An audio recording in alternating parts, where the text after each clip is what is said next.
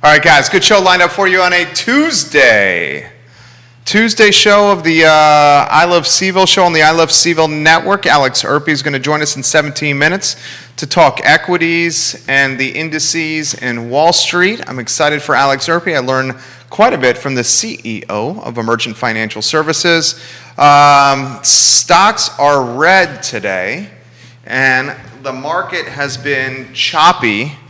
And I think that's a pleasant or kind way of putting the market in the month of September. So we'll get to the bottom of that. A lot of concerns from inflation to gridlock in DC to rising yields, impacting how the markets are moving today on a Tuesday.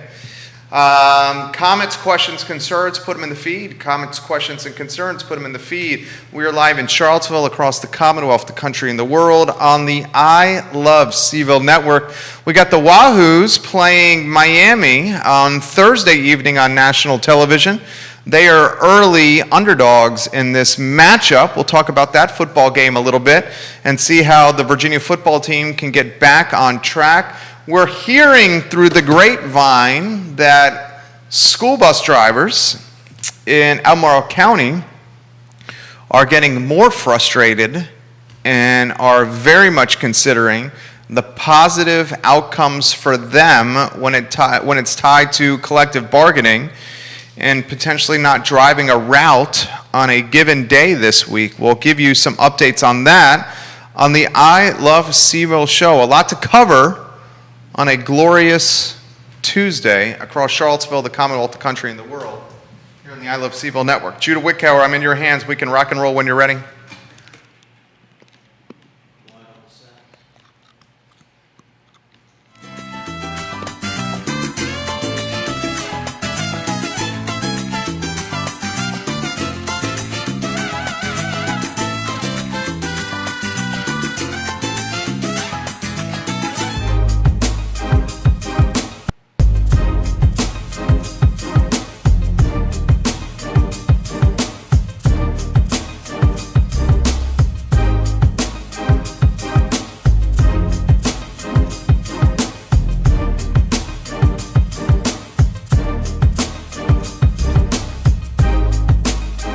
Good Tuesday afternoon, guys. My name is Jerry Miller, and welcome to the I Love Fifeville show, live in Charlottesville, across the Commonwealth, the country, and the world on the I Love Fifeville network. Thank you for joining us, guys. We're presented by Skooma Boutique Dispensary, Skooma on the downtown mall, next to Ravsher. Skooma Boutique Dispensary, certificates of analyses for everything in the store, CBD and Delta-8 related. David and his team have something for everyone. Anxiety, pain management, relaxing, or sleeping through the night, Skooma Boutique Dispensary has something for you. Alex Erpy will join us in about 14 minutes today in the program. The CEO of Emergent Financial Services will take a look at the equities market. They are in a tailspin. The Dow Jones down 1.5 the S&P 500 nearly 2 points, and the NASDAQ very much reeling, down 2.5 points. The yield, the 10-year yield, is upticking and going up and up and up, and often the NASDAQ hit the hardest by raising rates, and that has certainly happened today. If you have in your portfolio ETFs like QQQ, you are right now biting your fingernails, although it's the long game that matters and not the short game that matters. A lot we're going to cover on today's program. We'll take a look as we inch closer to October 1, we are now less than 72 hours away from the first day of October. And the first day of October means we have 1, 2, 3, 4, less than 5 weeks from what I've called the most important election in Charlottesville, Virginia history. I think we all think Brian Pinkston and Juan Diego Wade are slam dunks to get reelected. Yaz Washington, although she has an opportunity with Nakia Walker's withdrawal from this election, it does not seem, as Dave Norris said, she has the infrastructure in place to capture the market share that was Nakia Walker's and push herself over the edge and get 1 or 2 spots on council. We'll talk about the election today on the program. We will talk about school bus drivers in Albemarle County, leveraging the power of collective bargaining, the conversation and yellow tin cans across Albemarle County is, should we clock in and not drive these buses today to make our voice and our point heard? So that is something that is gaining more momentum and more popularity. Literally, as I'm talking right now, I will follow that closely on today's program. I want to highlight a listing on King Street in Fifeville. This came up on Real Talk, our real estate show that airs Mondays, Tuesdays, and Fridays on the I Love Cville network, presented by Yes Realty Partners. Here's the nitty-gritty. This listing sent to us by Grayson on Twitter. $369,000 asking price, $369,900 to be in fact. The listing is on King Street, which is in Fifeville, in walking distance of the UVA hospital. Folks, here's the world we live in Charlottesville, Virginia, and be prepared to have your jaw drop and hit the desk in front of you. $369,900 asking price. 2 bedrooms, 1 bathroom, no garage, 775 square feet, a home built in 1953 on a postage stamp size of a lot, 0.16. This cottage, if you may, we'll call it a cottage, has an asking price of basically $370,000. This right here is your affordable, air quotes, affordable price point for the city of Charlottesville. The condition is somewhat decent. The price was cut at the end of August to get to more tangible or realistic pricing.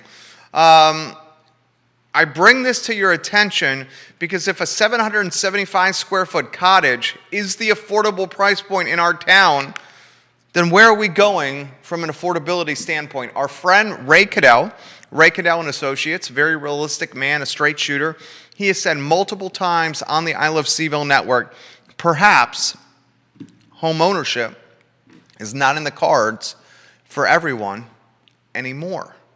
And perhaps home ownership that is not in the cards for everyone anymore, maybe that's not such a big thing. It's a decent point from Ray Cadell of Ray Cadell and Associates. This listing at 813 King Street goes on the market in July, the 8th of July, for $419,900. Here we are, September 28th, 2 months and 20 days later, and the home is still sitting on the market with a price cut of $369,900. We're talking a substantial cut of essentially $60,000.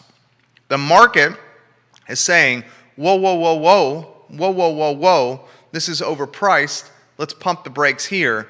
Still, I would expect this home, because of the proximity to the university healthcare system, to trade somewhere close to that $369,900 asking price after 2 price cuts by the listing agent. Folks, we have crazy times in front of us and crazy times in our future. You're looking at what Charlottesville and Albemarle County has to offer, and it's everything. That's why we've been ranked the best place to live by so many publications for so many years running. What comes with that moniker and that ranking is a lack of affordability, because folks from outside the area are chopping at the bit to move here and scoop up the real estate that we so dearly need. And I'm here to tell you, and I'm here to emphasize, and I'm here to prioritize that new inventory, existing inventory, is not going to be coming on the market in droves anytime soon. So you live with it, you deal with it, you buy it, or you don't. You stay local, or you move to a place that's in the outer counties, other side of the mountain, that's potentially more affordable for you. Regardless, it's the nature of living in a popular jurisdiction or municipality that has demand through the roof. And that, my friends, is Charlottesville, Virginia. And that, my friends, is Albemarle County. Now, I got a lot of positive feedback from our Albemarle County show yesterday. We did a serious deep dive on Crozet, Virginia with Mark McKinney, who's on the Crozet Community Advisory Committee. And he offered tremendous perspective on all things Crozet, including the downtown project, including middle density, workforce housing, including the role Old Trail plays in Crozet, the role the Old Guard of Crozet plays in the evolution of this area, and how those that live in like the Gray Rock subdivisions, the role they play in Crozet. I very much encourage you guys to check out yesterday's show with Mark McKinney. It was absolutely fantastic. Crozet Community Advisory Committee member that offered tremendous perspective for Crozetians across the board. Now, I want to talk football. I talked briefly about this yesterday. Virginia football travels to Miami. Kickoff Thursday evening, 9:30, ESPN. The Wahoos are a 4-point underdog, and the over-under is at 62 points.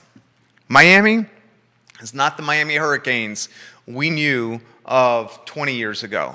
The Hurricanes are vulnerable. They've been exposed already this year. Michigan State beat them. Alabama beat them. Oklahoma State has beat them. Miami on the season is 2-2 overall. 2-2, 0-0 in conference play. They got athletes, and you know they're going to bring it when they play in South Florida, but this is a winnable ball game for Bronco Mendenhall and Virginia football. From my standpoint, I'll say it once, I'll say it again. This team has got to figure out how to run the football and starting to control time of possession. Virginia's defense is undoubtedly the weakest point of this roster. When your defense is so weak, and Virginia's is putrid, it's not good through 4 games this year. We got to keep the defense on the sidelines as much as possible. How we do that is running the football and controlling time of possession. Virginia, we know we can pass the rock. Brennan Armstrong leads the nation in passing yards a game. This dude is averaging over 430 passing yards a contest. It is truly amazing, and I think you got to say Brennan Armstrong is on the short list for ACC Player of the Year, and if he continues producing at this clip, maybe you have him in the conversation for Heisman Trophy. I'm not saying he's going to win that award. The award goes to somebody who is on a roster that is generally contending for conference titles and or national championships, and I don't think Virginia football is going to do either of those because of the weakness of its defense. That being said, when you're averaging 430-plus yards a contest, you got 6 touchdowns in the air, only 2 picks, and you're running the ball pretty darn well, Brennan Armstrong is going to be on the short list for a lot of awards. Whether that's ACC Player of the Year, maybe we make an argument down the road if this clip continues. Heisman Trophy, short list, not winner, candidate, not winner. Armstrong is getting notoriety and he's getting recognized. He should. This guy's development from last year when he was essentially a converted safety. Brennan Armstrong played safety in high school, guys. He was a hard-hitting safety in high school. Last year we saw that. A guy that wanted to bang between the tackles and run the football. As a result, he got hurt, banged up, didn't play a lot of contests last year. This year we're seeing a dude who's evolved into a pocket passer. A guy who would prefer to toss the pigskin around to talented athletes and playmakers. And good Lord, this team has so many talented athletes and playmakers. I mean, Mr. Wicks, this guy is a problem, the wide receiver for Virginia football. He's got 22 catches on the season, 4 touchdowns, and 460 yards receiving, and he's dropped a lot of passes. I mean, he is extremely talented. You got a tight end who's 6'7", and 260 pounds that undoubtedly is going to play football on Sundays in the National Football League. I would love to see Virginia football commit itself to running the football a little more to control time of possession. And if you control the clock, keep the defense on the sidelines. I would love to see that. Let's mask and disguise our weakness by keeping them on the sidelines, by burning time of possession and the play clock.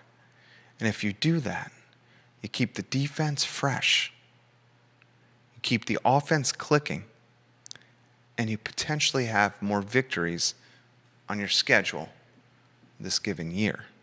I'm curious of your thoughts on that topic. We'll go to the feed. This one from Grayson. Grayson is watching the program. Grayson Williams. He said, Virginia football is going to be exposed as this season progresses. This defense cannot stop a JV football team. I'm not going to go that far, Grayson. I think they have athletes, and they certainly have gotten riddled with the injury bug. But watch out for the club as Bronco figures this out. I think Bronco may need to take over play calling. I hate to say this. Alex Erpy is in studio. Alex Erpy, I'm on time today.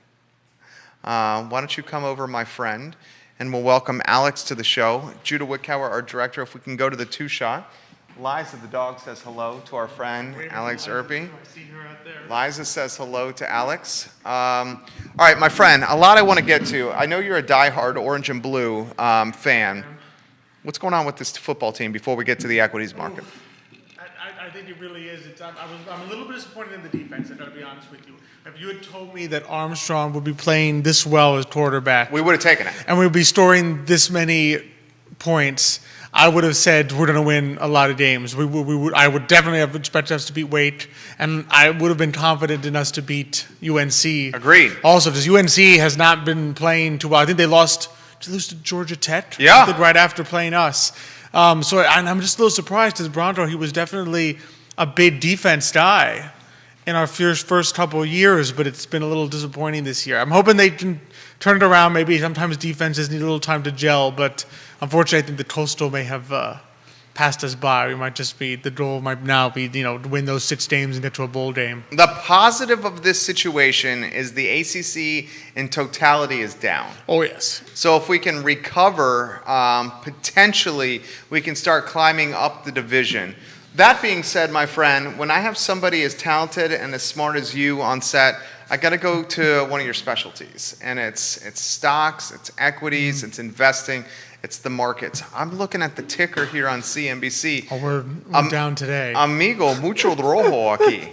Muchísimo rojo. Yeah. ¿Qué pasa? What's going on here? It's a little tricky. So this is where I think, and this is a good little educational lesson for people on how bond yields affect the market, because part of what's happening today is that yields are rising on treasuries, which is treasuries United States debt.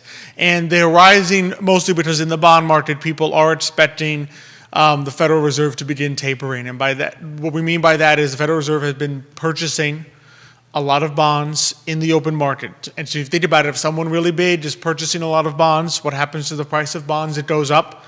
What happens to the yield? It goes down. So now if the Federal Reserve says we're not going to do that anymore, we're going to pull back, we're not going to be buying as much, you now have the reverse effect, right? So people now begin to sell bonds, which pushes down the price of bonds, which pushes up the yield of bonds. There's always a reverse relationship.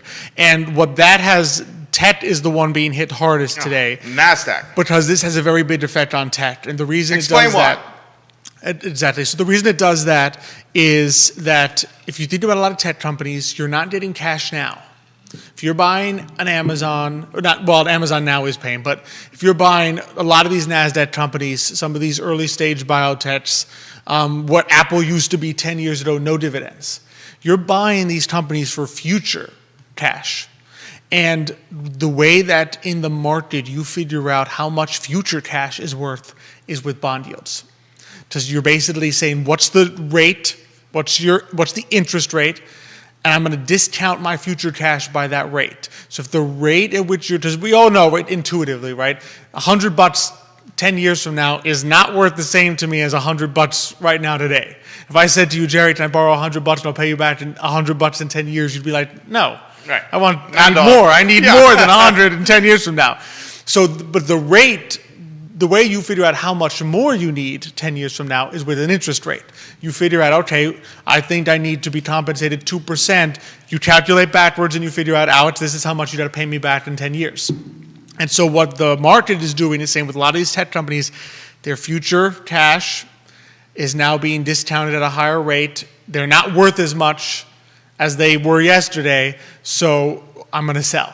And that's why TET is being hit hardest. It also doesn't help that TET likes to do a lot of stock buybacks. And stock buybacks borrow at extremely low rates, buy your own stock. If the rate at which you're borrowing goes up, that's less attractive to do the stock buyback. So I think that's why TET is really being hammered today, and it's bleeding a little bit into the rest of the market. I love when the closer offers perspective. And the closer, Xavier, it sounds like you were invited to a bingo night. Did you hear? Yes, I heard the news. All you have to do is show the Antonio Banderas face and bring either Xavier or Nicholas with you. I heard only and Quentin is going to give $500 to AHIP. I know. I heard only 2 out of 3 Earpies need to So are you show going to up. go? I'll have to see. There's a certain special someone that. So you have a date tomorrow. I have a date tomorrow. So it sounds like it's going to be Xavier and Nicholas. 2 out of 3, or maybe 3 out of 4. We'll see. Michael. We'll see if he's able to do it. Mrs.? We'll see. No, it would be Michael. Okay. It would not be Mrs. My mom, I don't know. She's probably enjoying the relaxation. Yeah, she's like, get these men out of the house. Do I have to go hang out with them at 5 o'clock?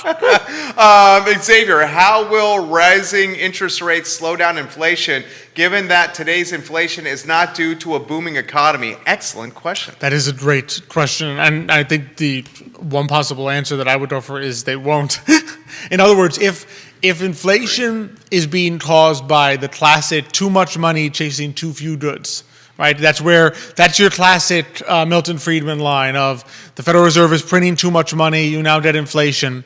If that's your cause of inflation, then yes, okay, the Federal Reserve pulling back the money supply you would think that would drop inflation. But if inflation is being caused by increasing demand, supply chain issues, yep. Shortages of certain raw materials.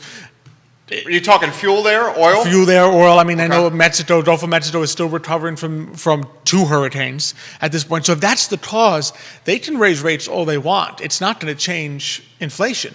But if inflation is being caused by, if what we call inflation, I should correct this. There's really 2 types of prices going up, right? One of them is there's a lot of people who want something and not as many people that have it. So you'd classic law of supply and demand. If there's 100 people that want to eat in my restaurant, I only have 50 seats, I'm going to jack up my prices, right? And that's not really inflation as we think about it. That's just, there's a shortage of seats, there's a lot of people that want it, prices go up. And you think about lumber, that's what happened earlier with lumber this year. That's not inflation in the sense that the Federal Reserve printed too much money. There is not enough wood given how many people want to build homes. And so if that's the cause, then the Federal Reserve is not going to be able to solve that by pushing up rates or by ending tapering. If the cause is the Federal Reserve put too much money into the system and now they got to try to take some money out of the system, that's different. But the real question is it the Federal Reserve that's put too much money in the system, or is it the fiscal side that the federal government spent $4 trillion last year and they're trying to spend another $3.5 this year? Sounds like you have an answer for us. So, I mean, you sit there and say the Federal Reserve can try to pull back on this balance sheet, but if the other side, the fiscal side, keeps spending money, that they're putting more money into the economy no matter what the Federal Reserve does, and you can't hold that back. So questions coming in for you. Lisa Costello has some perspective that she's sharing. I'm curious of your take on this. Alex Erpy, the CEO of Emergent Financial Services. Gentlemen, my son and I took a tour of New York City. Our native New Yorker guide explained to us this is how New York is now. To live in New York City, one has to be either very rich or very poor. She then continues, I see Charlottesville moving closer and closer to this. It is getting to the point where one has to be wealthy even for a small house here. We have a good number of public subsidized housing for indigent, disabled, and elderly in Charlottesville, but besides that, what do we have? And Xavier says, I love bingo. So it sounds like he's committed. I think he's committed. He's $500 for AHIP, Xavier. If you show up with one of your scions. Oh, he will get at least one son. You'll get one son to come. We are going to get that $500 for Ahab, and I heard it's free drinks is involved. Yeah, Carrie Rock is going to buy the Erpies round of drinks. Which is much appreciated. That's tempting. I might call up my girlfriend and say, the date is at the brewery? Hey, maybe you want to go out for a date? You'll know you have a keeper if she says yes to that. She says yes. She's a keeper regardless. She is a keeper regardless. So what do you make about Lisa's New York comment? That's how it applies to Charlottesville? That's a great comment, because I think my father has been telling me the same thing, that it's kind of sad when he talks to people that are in New York. There's people that we know that they run a business in Astoria, which is technically it's across in Long Island City, but in Queens. But they were saying they almost never go into Manhattan anymore, because so much is now the middle class that used to be that small business class has been basically completely wiped out. And it is sad to see what's happened to New York, because it was doing so much better than it had been in like the 70s and 80s, and it had really come out of it. But we'll have to see what happens. I think with Charlottesville, I do definitely see that worry here, because I think sometimes we have this focus of that the only solution to like a housing issue is, well, we just build some like affordable housing. But there's also just a matter of just pushing supply up to meet demand. In other words, what typically should happen, what should happen in a healthy market, right, to prevent exactly what she's describing, which is you have super high housing prices so that rich people can afford it, but middle class can't, and then subsidized housing, which middle class people have too much for, and only the poor can technically be able to take advantage of, right? Typically, when you have something where you say there's too much demand for housing, what typically happens? Someone says, well, let me go build some houses, right? I mean, if there was a shortage of potatoes, what would someone do? Let me plant some potatoes and sell them because I can make some money by filling this gap. And I think what you were describing, and you had a great Instagram post on this, of about, what was it, 24% of a housing cost is red tape. So you sit there and saying, that's not a market putting a pressure on supply. That's an artificial pressure on supply. Exactly. That's an artificial pressure on supply, which then reduces supply artificially. So we're hampering the market's ability to respond, because the market's response to the housing prices being too high is always the same. Somebody says, I want in on that high prices, I'm going to build some houses, and before you know it, the price comes down because there's now more supply. But if the supply is not keeping up, it means something's holding it back, because we know this community, right? We know that there are people in this community that are really smart entrepreneurs that if they were not being held back, they would be looking at a high housing price and saying, I want a piece of this. Here's an interesting question, and this is a test of you. First, Bashir from Bashir's restaurant in the downtown mall, he says, hello, Alex. Oh, tell him I said hello. I was always sad I didn't go to his restaurant down there. He says, I lived in Manhattan when gentrification started and what the city became. Lisa hit it right on the nose. Lisa Costello from the comment. People moved to Hoboken across the river. I hope Seville will never get to what New York City is right now. Amen, Bashir. I'll give you props on this. This is from a mama. This is a mama of two. It's from Jennifer. She says, Jerry, ask your guest if he knows the current price of a gallon of milk. Oh, that's a good question. I don't think I ever buy a gallon. I think we buy, the pint half gallons. Ones. I think the half gallon, which was, I think, last time we went, was it almost between $3 and $4? So I mean, we get the organic. Oh, one. you guys get the super. We get the organic one. Okay, the Miller's don't go the organic. Yeah, okay. We do organic, so I'm a little higher probably than what others are paying. Okay, so but that's the good point. Is food.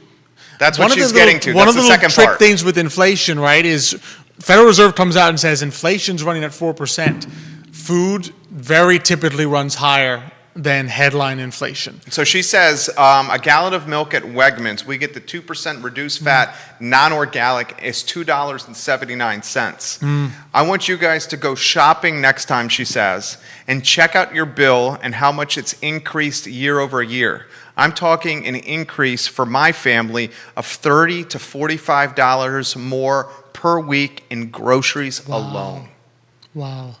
That's a good chunk of money. That's a good chunk. I mean, let's use for the sake of conversation, let's say $45 a week Okay, because probably and Jennifer, I don't want to assume, probably what she's not counting in this increased grocery bill is gasoline's gone up about $1.20 year over year. Oh yeah, probably not even counting the cost to get to the grocery store. To and from the grocery store. So why don't we call it an even $50 a week? We're talking $200 a month additionally for her family, $2,400 a year in increased costs just on groceries, Alex. Oh, exactly. And you know that percent has to be well above the 5, 6 that we're seeing in terms of the headline number. Don't you think? And it's well above that, and it always has been. I mean, even in the past decade, when the Federal Reserve has been consistently saying inflation's only at 1 to 2%, we need it to be higher, and so forth.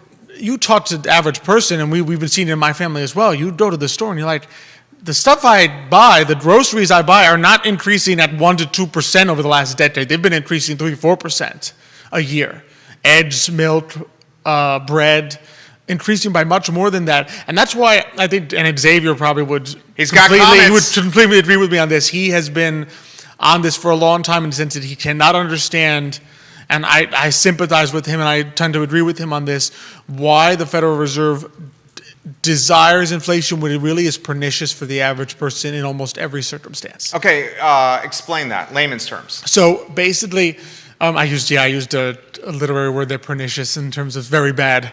This man is also a published author and also a finance expert. He uses both sides of his brain. So I have to get him to dumb it down to my level, the 6th grade level, please. Exactly. I went to a literary word there. But what I'm trying to express is that inflation is, in almost all cases, bad for the average consumer. Because you think about it, the average person, you do not want to see the things you buy for your family go up in price, particularly when your wages are not keeping pace with that. And so you sit there and say, we have a central bank that has a target of that which is not good for the average person. Really, the only people who benefit from inflation are people who are in debt. So if I owed you, let's say I owe you $100, Jerry, and inflation runs at 5% for the next 10 years before I pay you this money, I'm very happy to give you back this $100 in 10 years, because that $100 in 10 years is going to be worth so much less than it is today, right? So that's the only scenario under which you benefit. But in terms of going out and buying things, going out and buying cars, let's say you need a new car, right? And my dad and I talked about this all the time. And your new car is now $10,000, $20,000, $30,000 more than the previous one you bought. The Federal Reserve can say all they want, well, it's a better car, so the inflation really isn't that high because your old car didn't have the little push button and it didn't have the touch screen. But you sit there, if you're the person buying the car, you say, I don't care about all that stuff. I can't go buy my old car for $30,000 less. All I know is that it now costs me $30,000 more to get a vehicle to be able to drive my family to where they need to go. So you look at these things and you just realize that there is a dichotomy, and we've talked about it, Wall Street, Main Street, that inflation is very good for, free money is very good for Wall Street. They borrow the free money, they buy back their own stock. It is not so good. It is not good for the average person out there that needs to go and buy things to live, particularly when the things you need to live, rent, in many cases, and groceries food are running higher than even the number that you see on the news. So she follows up, are we not effectively pricing out the middle class? She's a mom of 3. Mm-hmm. She goes, I feel we are pricing out the middle class. We are both working parents, and right now our bills and our money are stretched thin. Mm-hmm.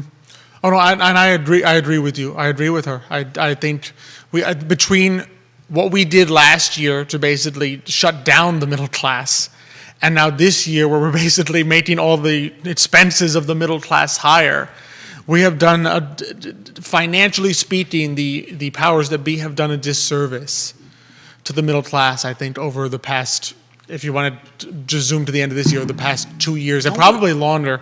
Isn't the middle class often, and we got to choose our words carefully here, because we're empathetic for all folks, mm-hmm. to the plight of all people. But the middle class is often overlooked and big time marginalized by decisions the Fed has done, mm-hmm. by increased. I mean, she's basically saying we're approaching paycheck to paycheck status here. I know. And they both work. And it is sad. I mean, isn't it sad that we've reached the point where you require two breadwinners to provide for family? It would be nice if the two parents would decide, well, do I want to work or not? But we're at the point where it's not, for many families, it's not even a decision. In this town, it's like, if you want to survive, sometimes both have to have no choice but to work. Xavier, global governments do not like the middle class. Assets, that's one of the reasons real estate is booming. Low rates and an inflation hedge. More comments coming in here. She follows by saying, the middle class bloc is one of the most engaged voter base. Why do our elected officials forget about us? Well, if I want to be a little cynical here, engaged voter base does not necessarily translate into most influence. Oh. Because if you think about it, because we are such a generous and altruistic nation, there are many nonprofits / lobbyists, right, who have the interest of the poor at heart, right? I mean, we see it here. And so there will always be that kind of representation to say, I'm here advocating for the poorest among us who cannot advocate for themselves in many cases. And I think we will always have that in this country because we are a generous and giving country. And then, of course, on the flip side, right, the elite in the country, right, will always have their networks and their connections. So they have influence. A lot of times it's the middle class that, in terms of who is present in Washington, D.C., in state houses, in the places where the Federal Reserves meet, in Jackson Hole, the middle class has no representation there. We might have representation in the voting booth, right? But when it comes to having a voice at where some of these decisions are made, I mean, can you name? I can't name a single middle class lobbying organization. No, I cannot either. I can name a bunch of wealthy ones, and I can name a bunch of nonprofits that do good work for the poor, but I cannot name a single middle class lobbying. Carol Thorpe, welcome to the show. What are your thoughts on this topic, Carol Thorpe? She likes Xavier's comment about global governments do not like the middle class. He adds, think Cuba and Venezuela. Carol, I'm curious of your perspective. This comes from another mom. This is from Laura. She says, are we eventually going to be a city and a town of rich and working class only with no middle class? Oh, goodness, I hope not.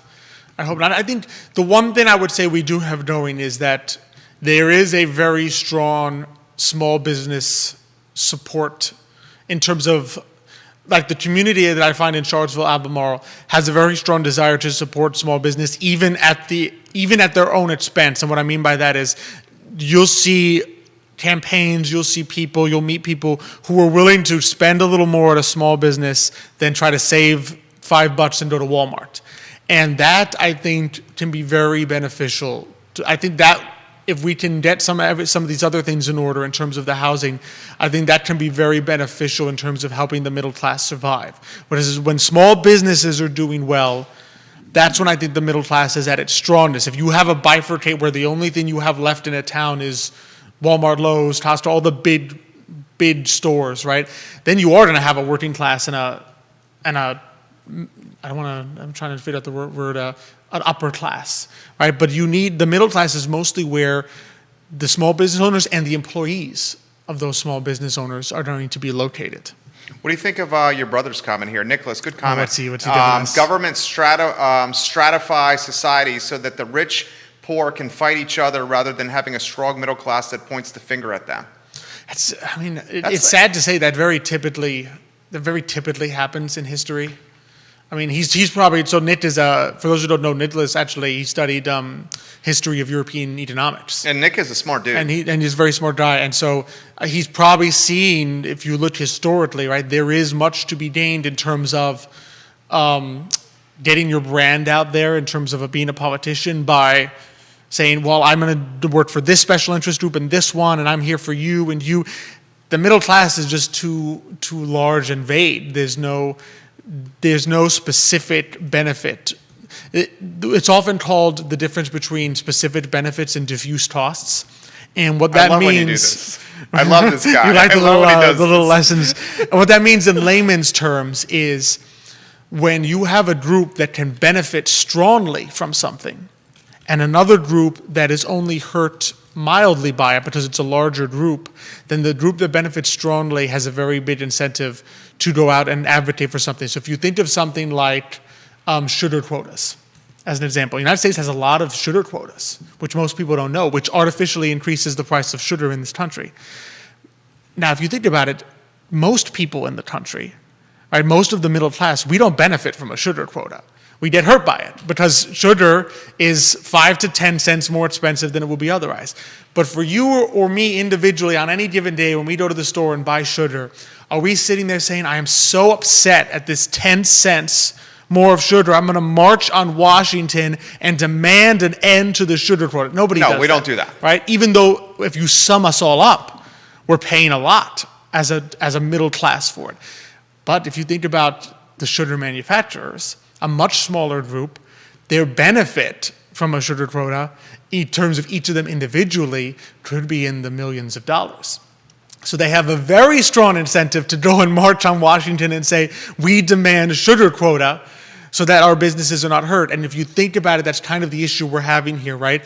The middle class, we're being hammered, but it's so diffuse and so spread out among such a large group that no individual person has the incentive to go march on Washington and demand that the Federal Reserve change their policy on how much inflation they should be looking for. Carol Thorpe, the middle class has the most education to be unengaged while working the most hours to remain unequaled. It's cursed by that combination. Carol Thorpe right there. Here's Mark McKinney, Community Advisory Committee, our guest on yesterday's show. Check out the interview if you're from Crozet or if you're concerned with density and land use and the comprehensive plan in Crozet. It's on iloveseville.com. Alex, he says, is the inflation we are seeing at grocery stores on products the same as if we bought those products from local farmers and cut out the middleman? For example, what would it be if a family shifted buying meat and vegetables and eggs right from local farmers in our area instead of from grocery stores? That's a great question. It's difficult to say because if you're typically the way supply and demand works, if you begin to shift towards local producers, the prices may also rise there too, in a sense, because local farmers are in the same boat we are, right? If you only have so many goods to sell and you have more demand than you have goods, you inevitably raise the price to equalize it. This way you don't have people coming at the end of the day and saying, I have nothing to give you because I sold everything already. So basically if I go to Anderson's on Ivy Road, Anderson Seafood and Catering, one of the fantastic clients of the I Love Seaville Network. We built their website. We love you, Ted Anderson. And we buy oysters and lobsters and crabs from him, as opposed to going to Wegmans and buying oysters and crabs and lobsters from them. Will we be better off from an inflation standpoint because we take that middleman out of the equation? I can't guarantee you'd be better off from an inflation standpoint, because many times it's not always the middleman. The market tends to figure out what the actual price is, and then people are divvying up the inside. What I can say, however, is without a doubt, it will be better for the local economy. Because there you are supporting a local small business owner, right, who's now most of, if not all of what he receives is going to be going back into the local economy. Whereas when you shop at a Wegmans, right, as much as I like that store as well, you know that a very large percentage of that is going to go up the chain to be distributed in other locales. So if you want to strengthen the local economy, sometimes you have to be willing to say, am I willing to pay that 50 cents more for a pound of broccoli at a local farmer's market than at a supermarket, because I know that 50 cents is going to stay here. And I know that a lot of the 50 cents I spend at the larger chain is not staying here. So that's your big difference. I can't guarantee on the inflation side because it's such a major factors that are at work there. Nicholas, for Mark McKinney. Mark McKinney, you got a response in the comment section from Nicholas Erpy. He goes, as to Mark's question, and I loved Mark's interview, but would visiting each and every farm require higher transportation costs and potentially negate your savings? Jennifer has followed up again and said, Did Alex give us the price of a gallon of non-organic milk at the grocery store? So I did. No, I did the price of half gallon super deluxe organic. Nice organic. Yeah. Organic one. So I can tell you this, a gallon of non-organic milk. We go skim milk in our family. You go whole skim? milk. You go whole milk. Whole Good milk. night, amigo. You can't make the cappuccino Carajo, amigo. with skim You're milk. going the whole milk. Are you drinking the whole milk in the glass? No. I do. We'll put it. We'll mix it with coffee. In the cereal? In cereal, or mix it with your coffee, because you make your Antonio espresso. Banderas here has a high metabolism as well. Very impressive. I love my dairy and my sugar. You try to be whole. Do you try to make? Have you ever tried to make a cappuccino with skim milk? No, is it not good? Doesn't work. Okay, what do you say about Cubans? What runs through your blood? Sugar. Azúcar. I love this guy. So skim milk Wegmans $2.79, Jennifer, wow, for a gallon of skim milk at Wegmans. I appreciate that comment, my friend. We got the fourth quarter coming upon us. Mm-hmm. This is the time of Halloween and Thanksgiving and Christmas and various holidays that often drive local economies. Mm-hmm. It could be potentially convoluted and clouded with Delta and COVID. It could be potentially convoluted and clouded with increased gas prices that are now over $3, potentially going higher. $80 a barrel. $80 a barrel. Could be potentially clouded and convoluted by what we're talking about, inflation here. How do you see that playing out this Q4? Oh, it's a number of factors that are really putting some question marks here. My hope is that one of the things we have been seeing with COVID so far is that it very much likes to come in waves. And we're having like waves and crests and waves and crests, and we seem to be in a wave now. But I'm just even thinking back to last year where everyone was unvaccinated. If you think about back to last year, it still had its waves, that there would be stretches where we'd be looking at the numbers and saying, oh, Virginia doesn't look so bad now. And so my hope is that that's what we're seeing. In other words, this is not one of those endless waves of people just ending up in the hospital and more infections, but that we'll see this crest. And if it crests in the fourth quarter, I think there's a good chance that then people will begin to feel comfortable going out again. Because, I mean, we saw how comfortable people were at the May, June. Oh, yeah. I mean, Chamber of Commerce networking events were full. People were going out. So I think it really just a lot of it depends on just what transmission level people are seeing in the community. The more you see, the more nervous people get. And we have been seeing very wave-like effect of COVID, which is, I mean, it's not the most unusual thing in the world. The flu does that basically every year, waves and crests. And so my hope is that as that crest, we'll begin to see people go out, be willing to do more, and stay local, because that's really the key. That the thing that worries me about Delta is that one of the things about buying local, right, is you typically go to a store in person and you buy it. There's not a lot of local Amazons in a sense. Right? There's a temptation, I think, when people try to buy something online that they just go straight to Amazon. You don't bother typing in the website of your local business and seeing if they ship or they do pickup. And I wish people did more of that.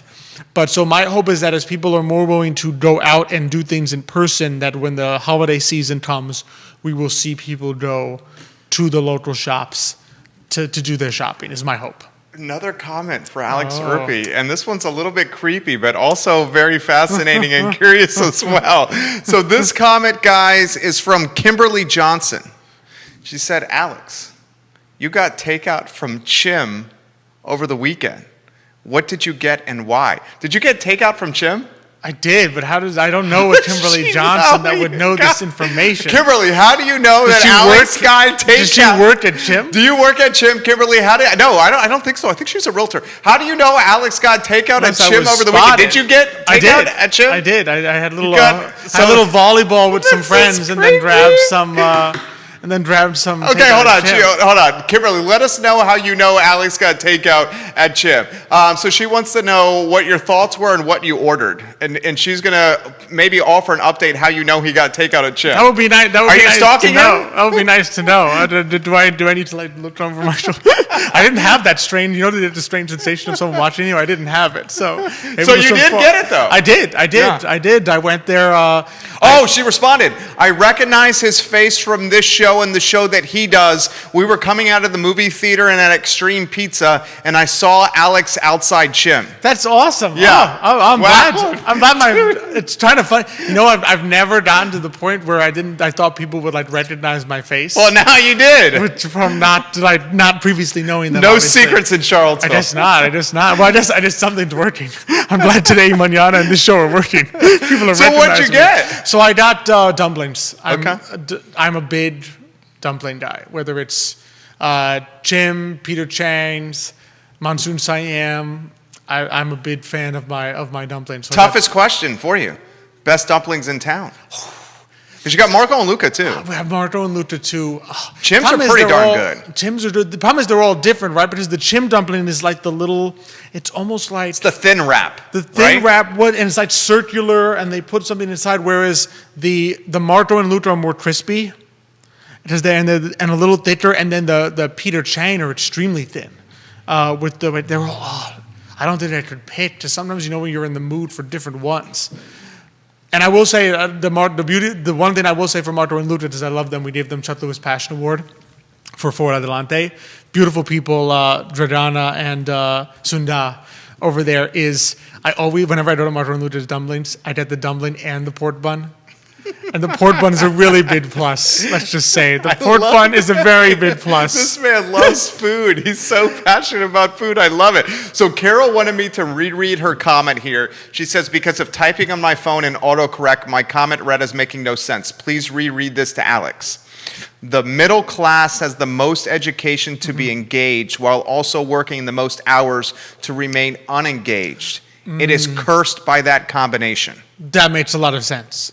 It is true. I mean, when you're working, if you're working all week, right? Maybe sometimes more than 40 hours a week, especially with each spouse. Do you really have time to say, I'm going to go put together a really big political action committee to go to Washington and say that the Federal Reserve really needs to rethink whether they want inflation to run at 5%? Or what do they say? They want it to average 2. So do they really want it to run at 5 half the time and 0 the other half of the time? And in reality, the middle class does not have the time to do that, right? And the funny thing is, neither do the poor. But the difference is we're such a generous country that we have people who advocate on behalf of them. But there's no one that sits there and says, I want to advocate on behalf of the middle class as though that were a special interest group in and of itself. And the middle class, I think she's absolutely right, has no time to do themselves because you're raising a family and you're working really hard and you have both spouses working to try to make a living. Follow-up question from Kimberly. If he won't tell us his favorite dumplings, will he tell us his favorite Thai food? Ooh. So, yeah, my favorite Thai, there's a dish at Monsoon Siam that I love that it's like this yellow curry with the wide noodles, but then they take some of the noodles and they crisp them up. They like fry them and put them on top in a little like bird's nest bundle. That's my favorite Thai food. That is my favorite Thai food. It's they do it beautifully. Beautiful presentation and everything. And then they give you the Thai iced tea with a little sweetened condensed milk in there. Oh, the Thai iced tea is good, dude. So good. I had some of that. That is essentially a glass of sugar and whole milk. It is. I see why my friend. Hence my love of Thai iced tea. The first time I had it, I was like, oh my goodness. Carol says Alex gets it. Thank you. Oh, thank you, Carol. Carol Thorpe. I'm going to tag Emergent Financial Services on this. This is the firm for growing wealth through a common sense investing approach. Emergent Financial Services. Xavier. Xavier What's he is going giving for? you a zinger. What's the Oh, zinger? I love you, Xavier Irby. I'm giving you props. He goes, Xavier is Alex's father. And one of the things I've noticed about the Irby son and father relationship is zingers are common. Oh, yes. They're very common, especially when he's behind a computer Yeah, screen. because he's got it safe. He's got it safe. He's got He it can safe just right type now. them in there. You know he's sitting behind his computer screen laughing out loud exactly. right now. And I love the image of that. He says, typical Alex. He loves everyone. I do. What can I say? I love. That's why we like him. I like too many things. If I was very picky and only liked one type of food, it would be much easier. But I liked it all. Everyone. This is a good question that's come back in from Jennifer. He goes, Jerry, you should do a show where people who don't normally go grocery shopping on a budget, and to see if you guys could stick with that budget. That's something I have to deal with every single week, and it's not easy. In fact, I did a social experiment on that back when I was taking sociology at PBCC. Oh, what was the experiment? It was the budget of what was, I think, minimum wage or poverty level at the time, and you had to see if you could actually survive on it. For how many people? For a week, for one person. Okay, and what was the budget? Oh, I forget what it was back then. Because it's higher now because the poverty line has been pushed up. But I can offer some perspective on this. So when launching this business 13 years ago, May 31st of 2008, I put my life savings into this and went literally 6 months without having any clients. Then I watched the life savings dwindle down to next to nothing. And I legitimately, money was so tight. I've talked about this on the show before. Money was so tight that my meals were either the double cheeseburger for McDonald's, which I believe was $1.04, or going to the Panda Garden buffet that was previously on Emmett Street for lunch buffet, which was $5.99. Then I would take Ziploc bags and put them in my pocket, and when they weren't looking, I would scrape the food off the plate into Ziploc bags, and that was food for later and the next day. And I was able to live a single man, was not going out, was not doing much of anything. I was able to live on like $14 a day. Food, just food. This doesn't include rent, utilities, gas, wear and tear in the car, all that. But I had food down to like $14 a day. And that was not easy. That's not What do you think it is now for a single person? Food. There's no way it's for the $5.99 lunches are gone. Yeah. I don't know what McDonald's There's is. still the dollar menu at McDonald's. The double cheeseburger's not on it anymore. Oh, so now it's been pared down. The 140 only gets you a single cheeseburger. Yeah, it might get you a single cheeseburger or 4 nuggets. Oh, wow. Or 4 nuggets that are not going to fill you up. The double cheeseburger was very rich in protein, and it stuck with you. Bodo's would be maybe, because you can get like a bacon, egg, and cheese on a plain bagel for what, $3 and change? 3 something, yeah. Bodo's is still there. And then I often joke that the best place to get a big meal under $10 in Charlottesville that remains is like the Mexican restaurants. Your Guadalajara, El Puerto, Sombrero. You don't know. Okay, this works. And you get the chips and salsa. And you get the chips and salsa. To fill you up. So I wonder what you would need, guys. What do you think you would need to make it through a week if you were super strapped on money? From a food standpoint only. You're not going to be grocery shopping most likely. And if you are, it's going to be a Hot Pockets. That's the irony, right? Because when I did my sociology experiment, I said I want to do it without eating out. Oh, so you did grocery shopping. I did grocery shopping. So it's more with the grocery shopping. Isn't it? I think in many ways it's less. Really? Because frozen foods? No, not the frozen foods. Okay. If you are able to cook at home. Okay. Right? If you think about it, right? If you go out and order a chicken dish at a restaurant in Charlottesville, easily over $10 to have this chicken dish. You buy a whole chicken, that thing is feeding you for multiple days and it's costing you less than $10. So grocery shopping actually does save a lot of money. What it costs you is time. So that's what I discovered when I did this experiment. I realized I actually saved more money when I did the experiment grocery shopping than when I attempted to eat out. Because eat out, think about it, you're paying for labor there too. You're paying for labor and upfront. Well, unless you go the fast casual route. Exactly. If you go all the way to the super fast food, then you're the labor is so low and the food is obviously so cheap that it's working. But the grocery shopping can really save you a lot, but what it costs, you need to make the time to do it. That's what it costs you, is you need to come home and cook, as opposed to, I'm going to grab something to eat and then just go home after that. Your bro says exact comment from a friend, a cousin in New York, to get a burger and drink in New York City. Chicken sandwich, soda, and fries from McDonald's in New York City between $15 and $20.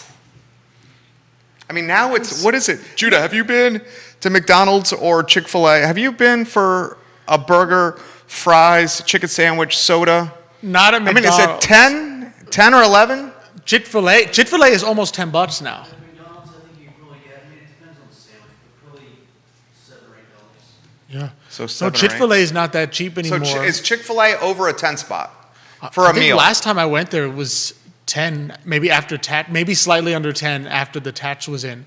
Five Guys is already past 10. It used to be under Five 10. Guys is Now past it's 10. well past 10. Yeah, Citizen Burger Bar, which I love, is 20. And then you're going to think about tip. That is your gourmet burger. That is a though. gourmet burger.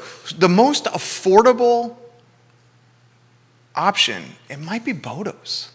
I mean, It you got might Marca be. and Luca on the Marco downtown and mall. Luke is very affordable. You get 6-7 dumplings for what, $4 or $5? I think so. Bodo's, you're getting the bacon, egg, and cheese for under $5. Okay.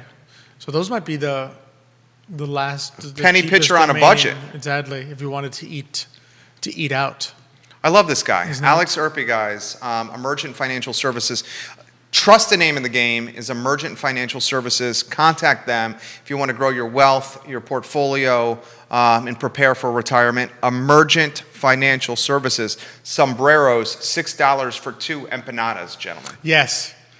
And gorditas. And gorditas. Gorditas, that's like the pupusa, the Salvadorian thing, but like paid, hence the gordita, that means like little chubby.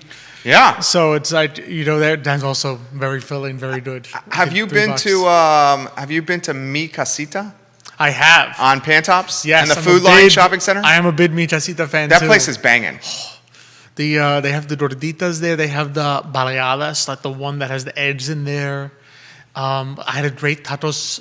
No, it wasn't al pastor. It was like a pork taco there.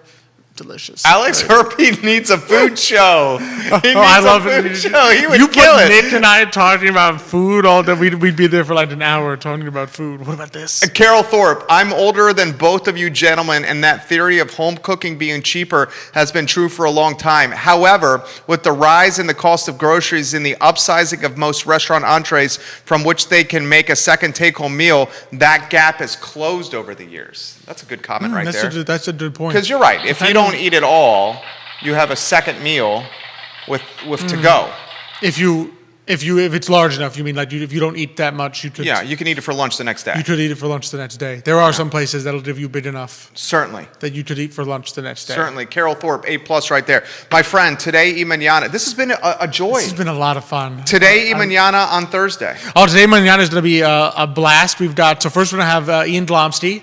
So he's the owner of Vitae Spirits. He's going to come on and talk about what's going up. I think will he be our first repeat guest? I think so. I think we've had an outside of the earpiece. Well, you guys are hosts. Which doesn't really count. Yeah. I think he will be our first guest that will be returning for a second time. Very nice. So he's going to talk about new things that are happening with Vitae. There's new events coming up. Wasted Connected, maybe a little bit about the alcohol beverage industry, the ABC industry. And then we're going to have Jackie Slusher and Maiden Watson. I hope I'm pronouncing Jackie's last name right, from Craft Seville. So they do basically, I don't want to call it pop-up shop, but like pop-ups of craft markets that are going to be at Stonefield. I think there's one coming up on October 23rd and one on November 20th. So we'll talk with them a little bit about what that's like, how people can get connected. So two great ways. I mean, if you want to support local business, two great ways to support local business. First, because Ian is one, and then secondly, because Craft Seville will have a lot of local vendors selling their wares. I'm going to put this in the feed right now, and I'm tagging the shops at Stonefield. You would make a fantastic partner of Today y Mañana. And then I'm tagging Nicholas Herpy. That's going to their decision makers as we speak. There you go. Shops at Stonefield. You would make a fantastic partner of Today y Mañana. Nicholas Herpy, close that deal. Get the closer involved if you need to. Mariano Rivera, come on. There you go. My friend, I cannot wait for Thursday. A pleasure, as always. I enjoy you. Such a blast. I enjoy you very much. Thank you for Same the here. comments that are coming in. Tomorrow, my friends, is Wednesday, and we are efforting Dr. Bob Rotella, who's a sports psychologist on the PGA Tour. He has a new book out, so Dr. Bob Rotella, we'll see if we can make that happen in the very near future. Nikki Hernandez, the author, is going to join us on Thursday. She's a Awesome. teacher at William Monroe High School. She has a book out on millennials. And next week, Lee Elberson, the CEO of Claiborne I know Education, Lee. the chairman He's our chair at Community Investment Collaborative. Of CIC. CIC, wonderful man. Lee Elberson on the 6th of October as we book into next week. Folks, this is the I Love Seville show where we have straightforward, fun, and engaging conversations in front of a lot of people. Thank you for joining us. We have a conference call in 7 minutes. We hope you guys have a good afternoon. We'll see you tomorrow at 12:30. Take care. Alex, excellent work. Oh, thank you. As always. Excellent work. Love it, love it. I loved it too. In person, the way to go. Oh, it's so much fun in person.